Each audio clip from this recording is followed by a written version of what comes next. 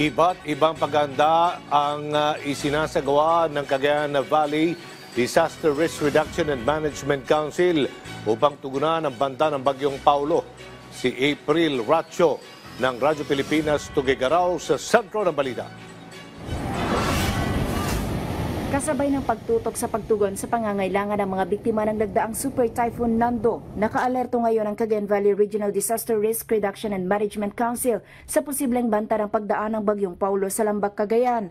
Nagpulong na ang iba't ibang miyembro ng konseho para mailatag ang kanilang paghahanda hanggang sa mga lokal na pamahalaan. At habang papalapit ang bagyo mula sa blue, itataas ngayong hapon sa red o pinakamataas na alerto ang Regional Operations Center, maging ang mga probinsya ng Cagayan, Isabela, Quirino at Nueva Vizcaya.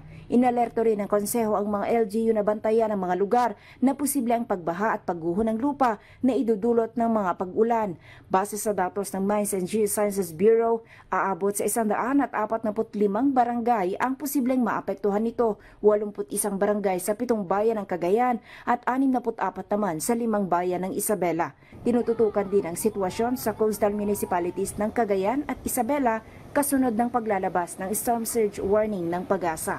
Samantala, nananatiling nakabukas ang isang spillway gate ng Magat Dam sa Ramon, Isabela para higit na mapaghandaan ang ibubuhos na ulan ng bagyo. Patuloy namang nakamonitor ang NIA Magat River Integrated Irrigation System sa sitwasyon para mapagdesisyonan kung dadagdagan pa ang papakawalan nilang tubig.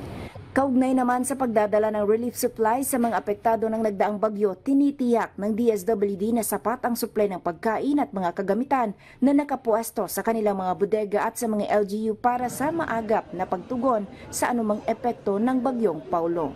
Mula sa Tuguegarao City para sa Integrated State Media, April Ratio ng Radyo Pilipinas, Radyo Publiko.